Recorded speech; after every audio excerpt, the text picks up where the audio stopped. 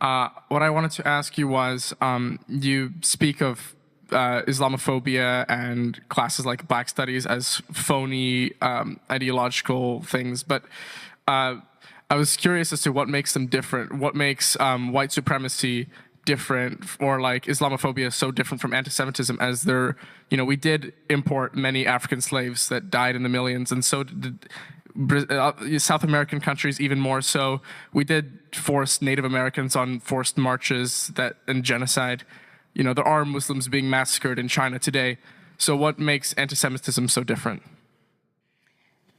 Two things. One is we have reckoned in America and in Western European countries, we've had a great reckoning with our past. We've addressed the fact that we engaged in slavery, we fought a war, we ended it. We had segregation, we had another major fight, we ended it. We had the civil rights movement. We brought women out of, and by the way, in fighting for all of those emancipations, the people who were heading these fights were constantly quoting from the Bible. They were believing Christians and they were inspired by their Christianity. So number one, we had that reckoning. Number two, anti-Semitism is the oldest hatred in humanity, and you find it, believe it or not, across the entire world. What made the West different after they nearly exterminated their Jews was to have that honest look in the mirror and reckon with what they did. And then those campaigns to end it. Islamophobia is a made-up word. It's made up by a political movement that wants to exploit and capitalize on white guilt to achieve its end goal, which is the revival of the caliphate. And the revival of the caliphate is to convert all of us into Islam, whether we like it or not. Those of us who refuse to do that, we will surely be beheaded. I'm sure I'm on top. And that is their end goal. And so they're exploiting these Western part of subversion. This is just a guest speech, but I wish that at some point someone here could start a lecture series on subversion, on active measures, on asymmetric warfare. That would get you interested in what it is that the Islamists are doing and how they've become so successful against these great nations with this incredible military and economic structures, and yet the Islamists are winning. Islam is spreading. They're doing better today than they were doing in 2001 after they hit us and we invaded Afghanistan. They've got Afghanistan back. They have Iraq back. They have Syria. And these Muslim governments are they're shaking in their boots. They're worried about what could happen to them because of the Islamist movement, and that's why the Islamist movement came here. And they're exploiting principles like freedom of speech, freedom of religion, freedom of association, and so on.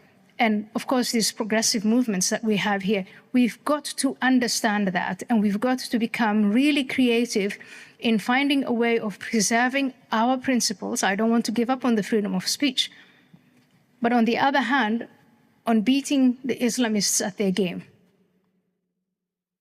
Is there room for compromise between principles?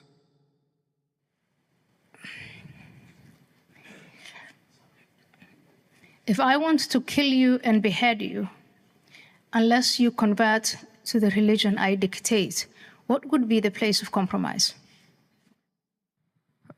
Well, I would not mind converting, as I myself am an agnostic, so have no faith, have no established faith. However, I understand that some people would not share that vision, so.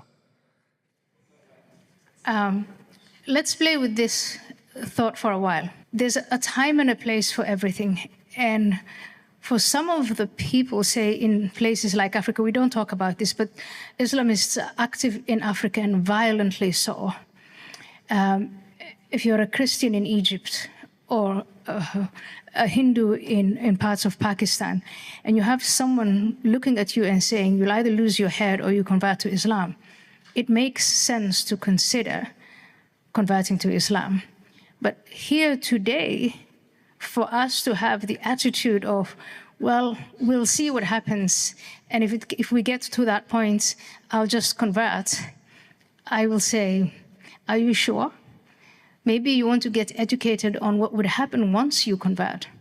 What would your life be like, and the life of your sisters and women, what would they do to the Jews? He has said, this man, I repeat it, he said they're bacteria and they're microbes. And in the video that I showed you, they made it very clear it has nothing to do with Palestine. It has everything to do with them being Jewish. So they are going to annihilate the Jews. Will you stand by and watch that? Maybe I should give introduction to Islam and Islamism as a lecture series. And once you understand what it's all about, you might develop a backbone. I would look forward to that greatly. Thank you very much. Thank you. Okay, Theo already started my question, but my question is inspired by what Jesus says in the Sermon on the Mount about blessed are the peacemakers. So we see in human nature a desire to scapegoat, right? And you're arguing that the Jews are being, there's a movement or there's something that is trying to present Jews as the scapegoat, right? You talk about two important forces, maybe the Islam nation state, which is like a political power, which is a threat, but then also this, like, you talk about this network, like mosques all over the place and these, communities and all, it's infiltrating America and the West. So if we don't want to fall into our natural tendency to scapegoat and just become, instead of moving from anti-Semitism to anti-Islamicism, and our goal is to be peacemakers, then how do we do that? But at the end of your last question, you framed it as a violent struggle, right? If it's a violent struggle, then who is our enemies and what do we do? Right after 9/11, you were probably not born. How old were you on 9/11? I was born in 2004. 2004, so before you. So right after 9/11, 2001, when we were having these discussions about how to treat this enemy that wasn't a state, but that was determined to destroy us, some of the discussions were, but we can't do this because of the Constitution. We can't do that because of the Constitution. We can't do this because... And a very frustrated judge or Justice Posner said, the Constitution is not a suicide pact. So I don't think there is a lot of space between committing suicide and doing what the young man here said, is to let it just all happen.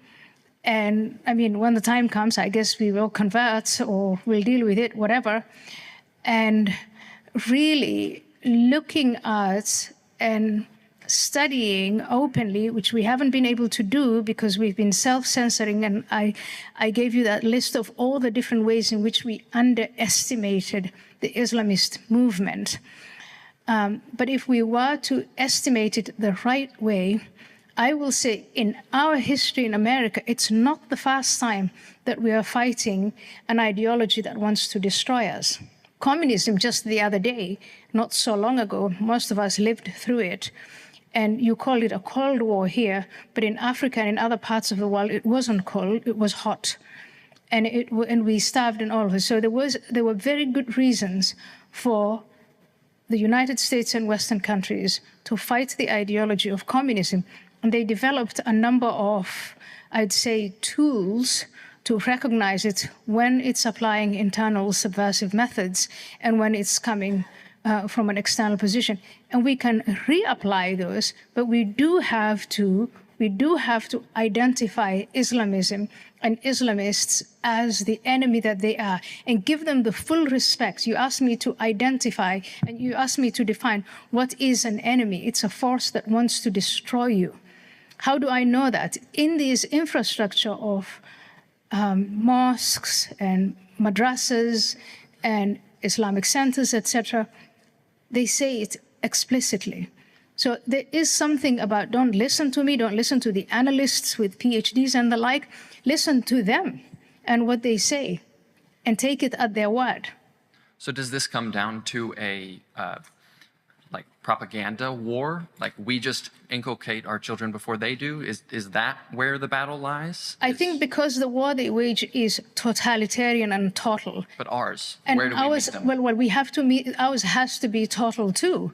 It has to be where they fight us with ideas, we fight them with ideas. where they fight us with subversive means. We recognize that, and we dismantle this infrastructure and kick them out of the country. We have those tools. We have these possibilities. We can't just let them spread. And this, again, we did the same to communists. We watched as communists grew and as they were subverting our... Wait a minute.